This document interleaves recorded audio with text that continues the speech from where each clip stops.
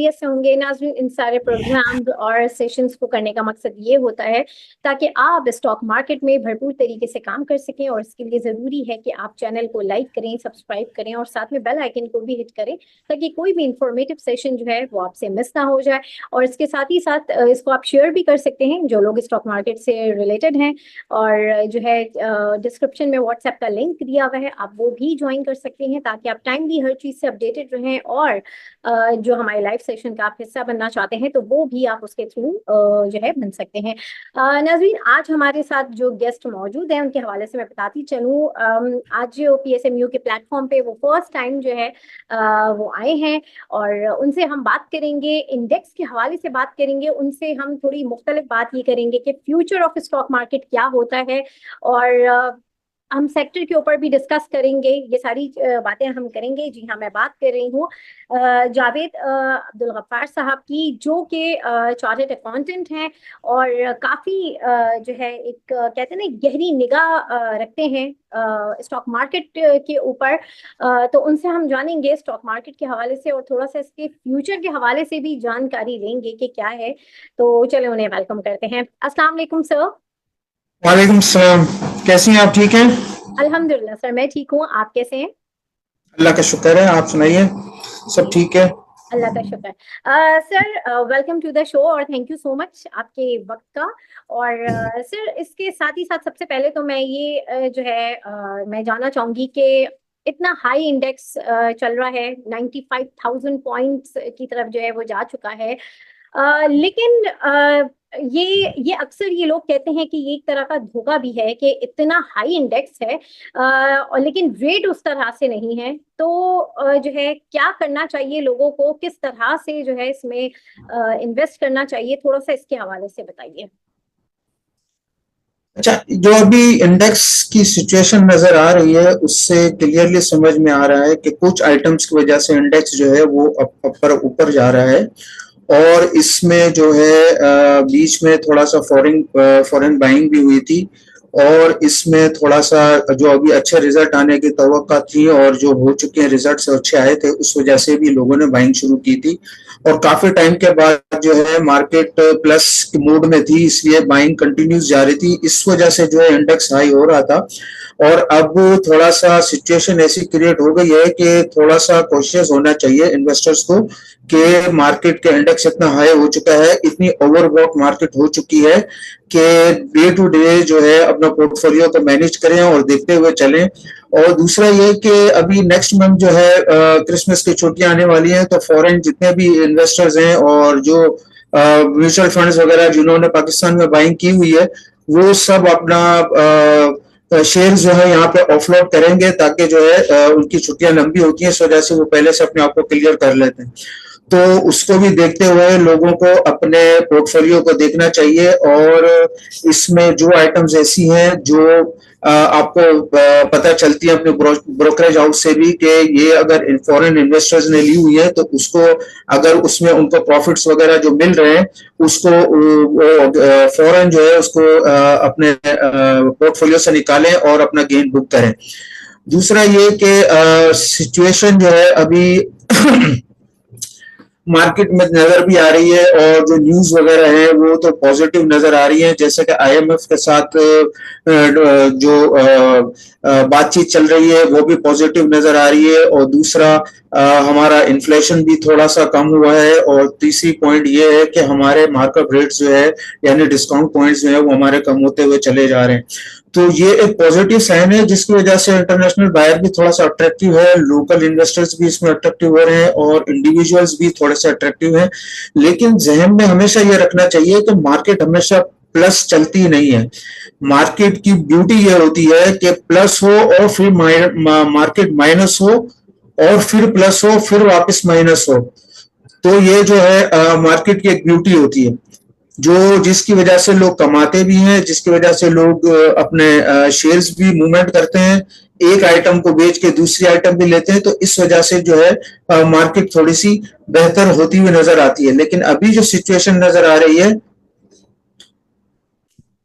तो सिचुएशन अभी यही है कि बहुत ज्यादा केयरफुली जो है मार्केट में थोड़ा सा देखा जाए, और इंडेक्स अभी उस सिचुएशन में पहुंच गया है कि किसी भी वक्त ओवरबॉट की सूरत में मार्केट जो है रेजिस्टेंस अपना दिखाएगी, और इससे मार्केट रिवर्स होने की बहुत ज्यादा चांसेस हैं, क्योंकि इतना माल परचेज हो चुका है और इतना हाई रेट पे लोगों ने ले लिया है, और इंडिविजुअल्स ने भी कुछ ना समझते हुए मार्केट को ना समझते हुए भी मार्केट में शेयर्स लेना शुरू कर चुके हैं, और बाइंग उन्होंने की हुई है। तो हमेशा ये याद रखनी चाहिए बात कि हिस्ट्री जो होती है हमेशा अपने आप को रिपीट करती है, हिस्ट्री ऑलवेज रिपीट इटसेल्फ। तो ऐसी सिचुएशन ना हो, ऐसी सिचुएशन ना हो कि हम वापस। मैंने ये बात स्टार्ट की थी कि जो इंडिविजुअल इन्वेस्टर्स हैं उनको बहुत ज्यादा कॉशियस रहना है, क्योंकि अभी दिसंबर भी आने वाला है और इंटरनेशनल बायर्स जो है अभी माल अपना यहाँ से सेल आउट करना शुरू करेंगे, क्योंकि उनके वहाँ पे बहुत लंबी वीकेंड्स की हॉलीडेज होती हैं, तो इस वजह से वो अपने आप को क्लियर करके निकलेंगे। और दूसरा ये है कि जैसे ही वो माल डिस्पोज ऑफ होने के लिए यहाँ पे आएगा, तो साथ ही साथ लोकल जो म्यूचुअल फंड्स हैं वो भी यहाँ पे अपना माल ऐसे ऐसे बेचना शुरू करेंगे। तो इंडिविजुअल इन्वेस्टर्स को हमेशा केयरफुल रहने की जरूरत है और स्क्रीन के सामने बैठना बहुत जरूरी है। और वैसे भी अब ये काम ऐसा हो गया है कि ये फुल टाइम काम है, ऐसा नहीं है कि आप कोई जॉब भी कर रहे हैं या कोई बिजनेस कर रहे हैं या कोई शॉप पर बैठे हैं और वहां से आप इन्वेस्टमेंट भी कर रहे हैं। तो ये आपके लिए अब एक फुल टाइम किस्म का बिजनेस हो चुका है। और दूसरा, अब इसमें टेक्निकल एनालिसिस बहुत ज्यादा जरूरी हो गए हैं, वरना जो है आप अपनी सिचुएशन जो है ना लूज कर जाएंगे और लॉसेस जो है ना फिर आपको बुक करने पड़ेंगे। और दूसरी चीज ये है कि एक चीज याद रखनी चाहिए कि हिस्ट्री जो है वो अपने आप को हमेशा रिपीट करती है। तो ये पहले भी सिचुएशन क्रिएट हो सकती हुई है जो काफी सालों पहले कि जब मार्केट जब बहुत ज्यादा प्लस हुई थी तो लोगों ने उस टाइम भी बाइंग शुरू की थी, और इसके साथ ही अचानक से मार्केट कोई भी न्यूज आती है तो हमारे यहाँ यही होता है कि मार्केट कोई किसी भी न्यूज, इंटरनेशनल न्यूज आ गई या लोकल न्यूज आ गई और थोड़ी सी मार्केट में र्यूमर फैली तो मार्केट डाउनवर्ड ट्रेंड पे चलना शुरू हो जाती है। तो इसलिए जो है अब वापस सिचुएशन ऐसी क्रिएट हो चुकी है कि मार्केट अपने बहुत ज्यादा पीक लेवल पे जा चुकी है, और अब इसको गिरना बहुत ज्यादा जरूरी समझा जा रहा है, क्योंकि अगर ये नहीं गिरेगी और वन साइड ही चलती रहेगी मार्केट, तो मार्केट की ब्यूटी खत्म हो जाती है। मार्केट की ब्यूटी यही होती है कि मार्केट प्लस हो और इसके साथ माइनस हो, और शेयर जो है एक दूसरे में शिफ्ट होना शुरू हो, एक इन्वेस्टर एक अपना शेयर ऑफलोड करे और दूसरा परचेस करे, तो इंडेक्स में भी वेरिएशन आता है, वॉल्यूम में भी वेरिएशन आता है, और मार्केट जो है एक तरीके से ऐसे ऐसे प्लस होती है, माइनस होती है, प्लस होती है, माइनस होती है। तो इसमें लोगों को कैपिटल गेन अपना बुक करने में बहुत ज्यादा आसानी होती है। अब एक सिंपल सी एग्जांपल ले लें, मार्केट अगर ऐसे ऐसे प्लस होती रहे और वो एक स्टीप पे पहुंची है मार्केट, तो बहुत आहिस्ते आहिस्ते आहिस्ते आहिस्ते मार्केट स्टीप पे पहुंची है, और जब वो रिवर्स होगी तो आप ये सोचें कि अगर गाड़ी ऊपर से स्टीप पे नीचे आएगी तो कितनी स्पीड में नीचे आएगी गाड़ी।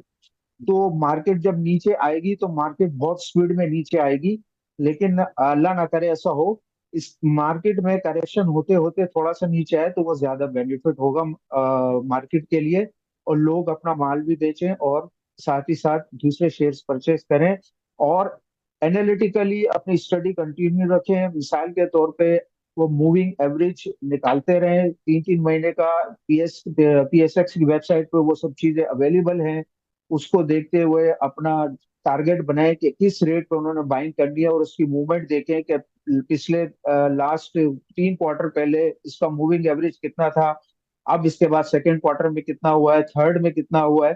तो वो उसकी भी अपनी एक एवरेज निकाल के उसको देखें कि किस तरह से वो मूवमेंट किया है उसने, और किस टाइम पे किस वक्त और किस रेंज में उसको बाई किया जाए। और दूसरी चीज ये है कि शेयर जो होते हैं एक्चुअली उसके साथ कभी भी अपना इमोशनल अटैचमेंट नहीं रखना चाहिए, क्योंकि शेयर्स जो है वो शेयर्स होते हैं, आपकी कोई फैमिली मेंबर या कोई रिलेटिव नहीं है जिसको आप अपने साथ हमेशा रखेंगे। और शेयर जो है वो एक्चुअली शेयर ही समझे उसको आप। जो शेयर होता है वो किसी भी टाइम जो है ना आपको लॉस दे के आपके पास से निकल जाएगा, वो कोई पालतू जानवर नहीं है। तो शेयर हमेशा शेयर ही रहता है। और आपको किसी भी टाइम जो है वो नुकसान पहुंचा के आपके पास से निकल जाएगा। तो ये एक छोटी सी एग्जांपल मैंने दी है। और दूसरा ये है कि वो आइटम्स में इन्वेस्टमेंट करनी चाहिए, जैसे मैंने अभी आपको बताया कि मूविंग एवरेज वाले शेयर्स को देखना चाहिए हम्म। और उनकी पास्ट हिस्ट्री या ट्रेंड देखना चाहिए, जिसमें जो उन्होंने डिविडेंड दिया हो, अगर डिविडेंड ना भी दिया हो तो उसकी ब्रेकअप बहुत अच्छी हो। ना कि हम उस शेयर्स की तरफ जाएं जो अभी आपको 5 6 7 रुपए के शेयर्स में मिल रहे हैं, लेकिन वो 5 से 10 साल से वो लॉसेस में चल रहे हैं। अभी तो आपको वॉल्यूम बहुत एक्टिव नजर आ रहा होगा उसमें, और वो आपको 5 रुपए से 7 रुपए रेट जा चुका है उसका। और लोग अभी भी 7 रुपए में, मैं एक एग्जांपल दे रहा हूँ कि 7 रुपए में लोग ले रहे हैं, लेकिन उनको ये नहीं पता कि उसकी वैल्यू 7 रुपए है ही नहीं, उसकी वैल्यू है 3 रुपए। और जैसे ही वो नीचे आएगा आपके हाथ में 7 रुपए वाला शेयर रह जाएगा, और जिन्होंने बेचना होगा वो बेचेंगे, और उनकी एवरेज अपनी होगी 3 रुपए की, वो 3 रुपए तक आके अपना सारा शेयर बेच देंगे, और आपके पास 7 रुपीज में शेयर आपके पास पड़े रहेंगे, और फिर 6 महीने तक उस आइटम में कोई काम ही नहीं होगा, और ये इंडिविजुअल इन्वेस्टर्स इसको लेके रहेंगे अपने पास। जैसे कि पास्ट हिस्ट्री में हुआ था कि लोगों के पास अभी तक वो शेयर हैं जो अपनी कॉस्ट पे भी अभी तक नहीं आए वापस, कि उनका एटलीस्ट अपनी कॉस्ट टू कॉस्ट बेच सके। ऐसे आपको बहुत सारे शेयर्स मिलेंगे जो अभी तक उस लेवल पे आए ही नहीं है जिस लेवल पे इंडेक्स पहुंच चुका है अभी तक। तो बहुत ज्यादा कॉशंस रहने की जरूरत है, बहुत ज्यादा स्टडी की जरूरत है। और ट्रेंड इज माय फ्रेंड की आप पॉलिसी पे ना चलें कि जो जैसे चल रहा है मैं भी उसके पीछे चलूं। हम्म। सलीमुल्ला कलीमुल्ला, सलीमुल्ला ने लिया तो कलीमुल्ला भी ले रहा है, कलीमुल्ला ले रहा है तो उबैद साहब भी ले रहे हैं, उबैद साहब ले रहे हैं तो जावेद साहब भी ले रहे हैं, सब लेना शुरू कर दे।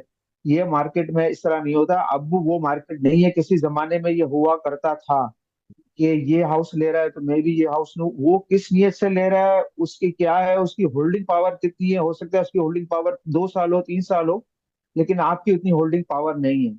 तो ये सब चीजें ऐसी हैं कि थोड़ी सी आदमी को जहन में रखते हुए इसके अंदर मार्केट में इन्वेस्टमेंट करनी चाहिए। सही, बिल्कुल। ये यहाँ पर आज हमारे साथ जो है कुछ पार्टिसिपेंट्स भी हैं। जी माजिद इफ्तिखार साहब, आपका सवाल है। जरा आप अपना सवाल कीजिए, बैंकिंग सेक्टर के हवाले से आप बात कर रहे थे जी। अस्सलाम वालेकुम। सबसे पहले तो वालेकुम मैं सलाम। आप लोगों को शुक्रिया अदा करना चाहूँगा कि आप लोग जो बहुत अच्छे इंफॉर्मेटिव सेशन ये कंडक्ट करते हैं, और थैंक बड़ा जो डिटेल इन्वेस्टर्स है बड़ा ये फ्रूटफुल होता है। तो दूसरा मेरा जी। जावेद साहब से जवाब साहब से क्वेश्चन था कि ये इन्होंने कुछ मार्केट के डाउन साइड रिस्क इन्होंने हाईलाइट किए, कि जैसे इनका एक मेन पॉइंट था कि जो क्रिसमस की जो छुट्टियां आएंगी या विंटर वेकेशन आती हैं तो जो फॉरेनर्स हैं वो चले जाते हैं, या म्यूचुअल फंड्स की कोई उनकी क्लोजिंग होती है तो वो भी अपने कुछ अपना ऑफलोड करते हैं। तो मगर मेरा इससे मैं थोड़ा सा डिसएग्री करता हूँ। तो मेरा पॉइंट ऑफ व्यू तो ये है कि अभी हम लोग फंडामेंटली अगर देखें तो मार्केट में कोई खास डाउनसाइड रिस्क सिवाय एक चीज के क्रिसमस की लीव्स की छुट्टियों के अलावा और कोई मेन मुझे नजर नहीं आ रहा। क्योंकि अगर मिनी बजट का भी कोई चांस था वो भी खत्म हो गया, आईएमएफ के साथ एग्रीमेंट भी सही चल रहे हैं। इसके अलावा कोई पॉलिटिकली भी कोई गवर्नमेंट के लिए कोई खास इशू नहीं है, कंपनीज की जो अर्निंग्स है वो भी इम्प्रूव हो रही है, इन्फ्लेशन रेट भी कम हो रहा है, इंटरेस्ट रेट भी कम हो रहे हैं। तो अगर इसके अलावा सर कोई अगर डाउन साइड आप रिस्क अगर देखते हैं मार्केट का तो काइंडली इसको हाईलाइट कर दीजिएगा। Thank you. ठीक है, मैंने ये नहीं कहा कि मार्केट कंटिन्यूसली डाउन चली जाएगी, मैंने कहा मार्केट में रिस्क है। जैसे मिसाल के तौर पर मैंने अभी इस लेवल पे आके शेयर्स लिए ना, तो हो सकता है मार्केट 3 4 हजार माइनस हो तो वो शेयर्स मेरे पास रह जाएंगे। और मार्केट एक्चुअली हर आइटम का एक टाइम पीरियड मार्केट में रखा हुआ होता है, और जो मेजर इन्वेस्टर्स होते हैं, जो बड़े ब्रोकरेज हाउसेज हैं, वो एक आइटम लेके अपने पास होल्डिंग करके रख लेते हैं कि उसको किसी टाइम पे भी उन्होंने अपना ऑफलोड करना है। तो इस सिचुएशन में मेरे कहने का मकसद ये था कि मार्केट ऐसा नहीं है कि 50,000 हो जाएगी या 60,000 हो जाएगी। मतलब मूवमेंट होगी इसमें। फॉर द टाइम बिंग 5 5 6 हजार 10 हजार एग्जाम्पल ले लेते हैं, मार्केट नीचे आएगी लेकिन रिबाउंड बैक तो करेगी मार्केट। लेकिन फॉर द टाइम बिंग मैंने ये कहा है कि क्रिसमस की जो छुट्टियां आ रही हैं उस वजह से मार्केट नीचे आ सकती है। दूसरी चीज ये है कि आप जो रिस्क फैक्टर की बात कर रहे हैं, वो रिस्क फैक्टर में ये है कि अभी तो आप ये समझें कि अल्लाह का शुक्र है कि हमारा इंटरेस्ट रेट भी कम हो रहा है, प्लस आईएमएफ से हमारी बातचीत भी बहुत अच्छी हो रही है, और हमें उम्मीद है कि और फर्दर इम्प्रूवमेंट भी इसमें आएंगी।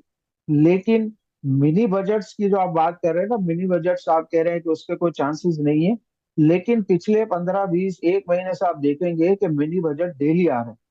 मेरे कहने का मकसद ये है, शायद बजट जब भी आता है, मिनी बजट जब भी आता है, तो वो उसमें क्या होता है, फाइनेंस एक्ट में एक अमेंडमेंट आती है कि भाई इस सेक्शन में ये चीज हो गई, उस सेक्शन में ये चीज हो गई, इस ये एसआरओ के तहत पहले ये था, अब इस एसआरओ में ये चीज हो गई।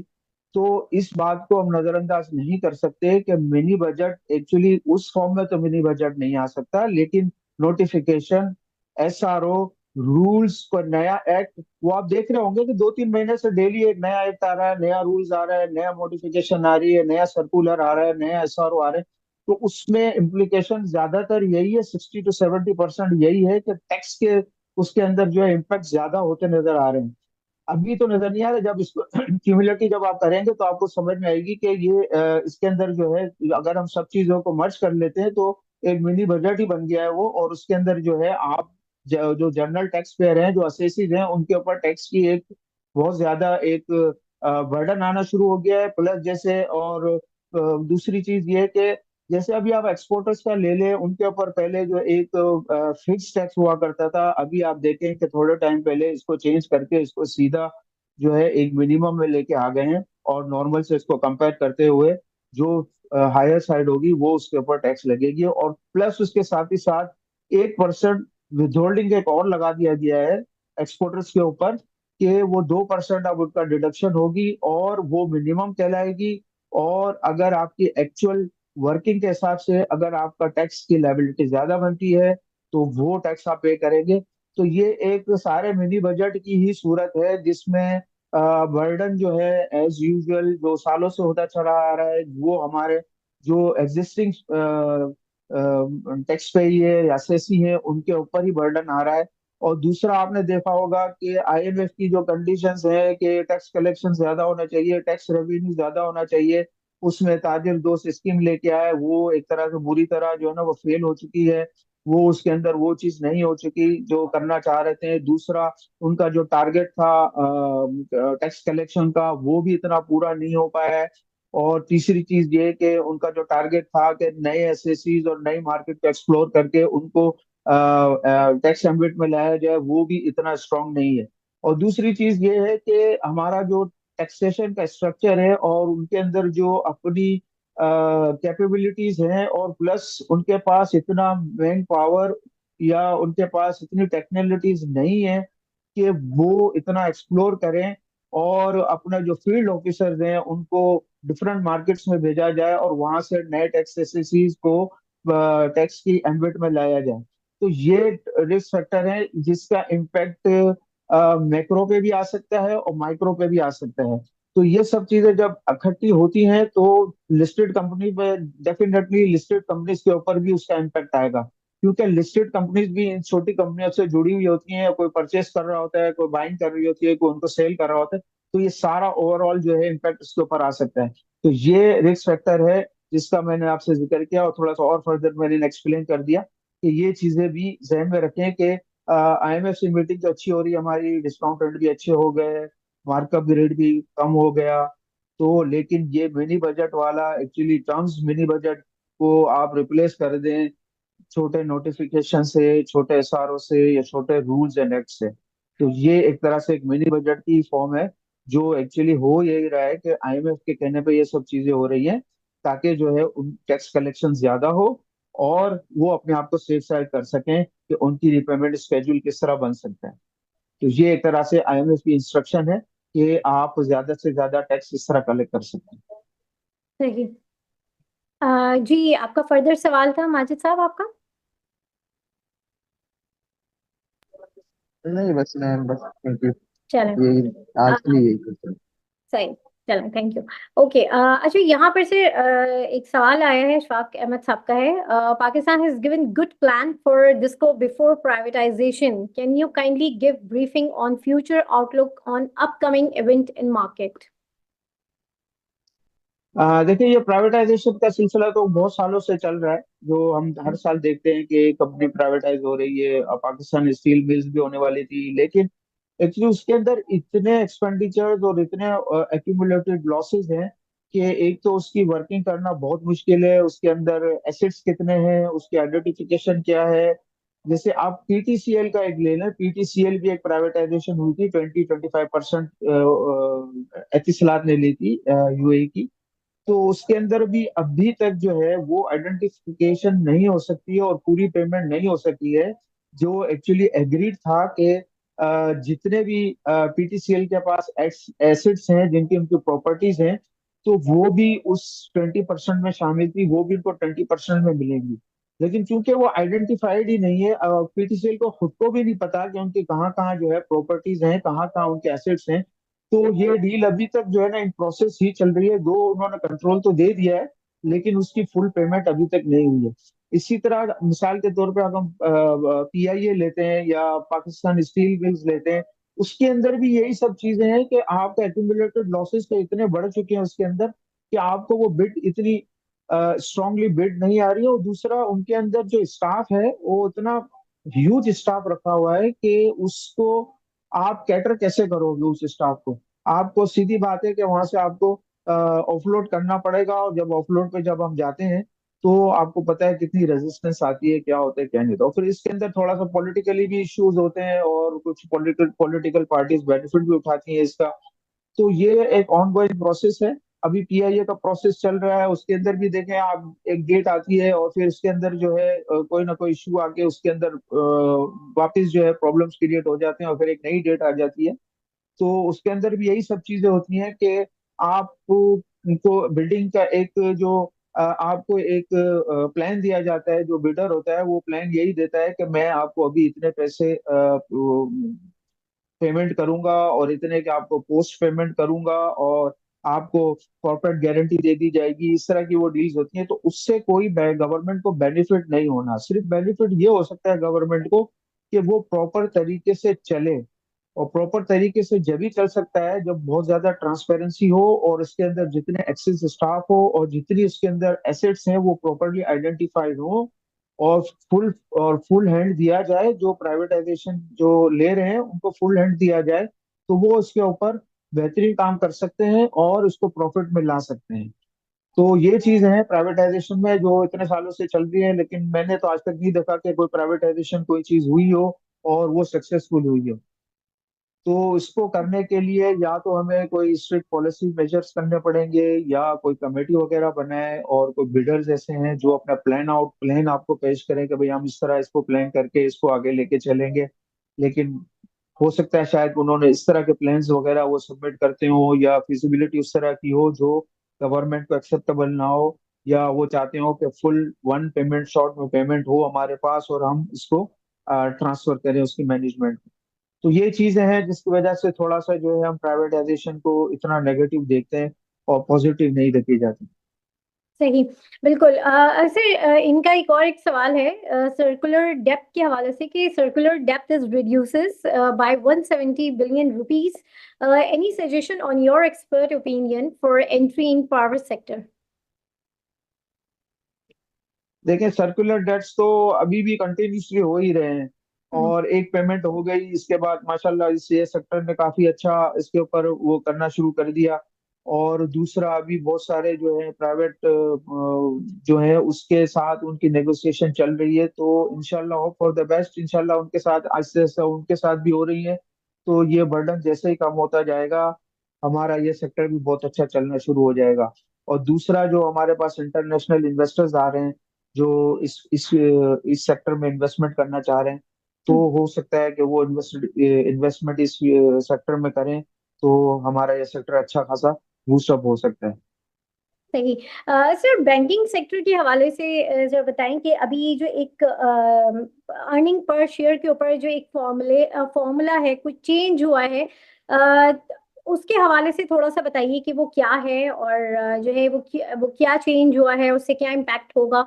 थोड़ा सा इसके हवाले से बताइए। और साथ ही साथ जो है ये भी साथ में मैं सवाल करूं, क्योंकि टाइम बड़ा कम रह गया है, कि जो है बैंकिंग सेक्टर में जैसे इंटरेस्ट रेट कम हुआ, तो बैंकिंग सेक्टर की जो उसकी डिपॉजिट है उसमें तो कमी आई, लेकिन जो उसकी जो सरप्लस जो रेट है वो सरप्लस होगा, और आगे जाके हम तेजी एक्सपेक्ट कर रहे हैं। तो ये क्या कैलकुलेशन है और ये क्या स्ट्रैटेजी है, थोड़ा सा इसके हवाले से आप हमें बताइए। देखिए, बैंक, जाहिर बात है, बैंक को हमसे ज्यादा पहले से पता होता है कि मार्कअप रेट जो है ये रिड्यूस होने वाला है। उनको उनकी अपनी भी कंप्यूटेशन होती है कि इस मॉनेटरी पॉलिसी में कितने पॉइंट्स जो है कम होने वाले हैं। तो देखें, एक साइड पर जब हम ये देखेंगे तो दूसरी फ्लिप साइड भी हमें देखनी चाहिए कि देखें इससे कंज्यूमर बैंकिंग कितनी ज्यादा बढ़ेगी। पहले आपने देखा होगा कि ऑटो सेक्टर बिल्कुल डाउन हो चुके थे। उसमें इतनी इनकी सेल्स नहीं थी, नंबर ऑफ प्रोड्यूस उनके इतने ज्यादा यूनिट्स वगैरह इतने नहीं बिक रहे थे। अब जैसे जैसे मार्कअप रेट कम होता जा रहा है तो कंज्यूमर बैंकिंग भी बहुत ज्यादा ऐसे ऐसे स्टार्ट होगी, और उसका आपको शायद नजर भी आना शुरू हो गया है कि जितने भी ऑटो मैन्युफैक्चरर हैं, उनकी जो है प्रोडक्शन भी अच्छी होने लगी है और उनके यूनिट्स भी सोल्ड आउट होने लगे हैं। और बैंक वाले भी अपनी पॉलिसीज निकाल रहे हैं, अपना कोई चीजें निकाल रहे हैं जिससे जो कंज्यूमर है वो उनकी तरफ अट्रैक्ट अट्रैक्ट होता है। और अब ये देखिएगा, आपके कंज्यूमर जो है आपकी ये ऑटो फाइनेंसिंग और दूसरी जो भी फाइनेंसिंग होती है वो स्पीड अप होगी। और दूसरा बेनिफिट ये होगा, खैर बैंकिंग सेक्टर को तो नहीं होगा, कि यहाँ से थोड़े से पैसे निकलेंगे और मार्केट में लगेंगे, स्टॉक मार्केट में लगेंगे, कुछ इंडस्ट्रीज में लगेंगे। तो एक मूवमेंट स्टार्ट होगी, एक चैनल स्टार्ट होगा पूरा, जिसके जरिए जो है ये पैसा थोड़ा सा जनरल इकोनॉमी में आएगा और उससे सबको बेनिफिट होगा। लेकिन बैंक्स वाले भी अपनी एक कोई ना कोई पॉलिसी निकाल के रखते हैं जिसकी वजह से वो जो है उनको इतना लॉस ना हो, उनको भी इस पे बेनिफिट हो, क्योंकि उन्होंने भी हमसे पैसे लेके आगे कहीं ना कहीं देने होते हैं। हम्म। तो वो उसको इस तरह रोल आउट करते हैं कि उनको जो उनका जो डिफरेंस होता है वो उनको वही मिलता है, जो अभी भी जो हायर हायर रेट पे अभी जो दे रहे थे उसी रेट पे उनको डिफरेंस तो उसी रेट पे मिलेगा उनको, क्योंकि आगे से भी उनको सस्ते रेट पे उनको फंडिंग मिलेगी और ये लिए भी सस्ती फंडिंग पे दे रहे होंगे। तो डिफरेंस जो होगा वो वही होगा जो नॉर्मली बैंक बैंक वाले एक दूसरे से डिस्काउंटिंग पे कर रहे होते हैं काम।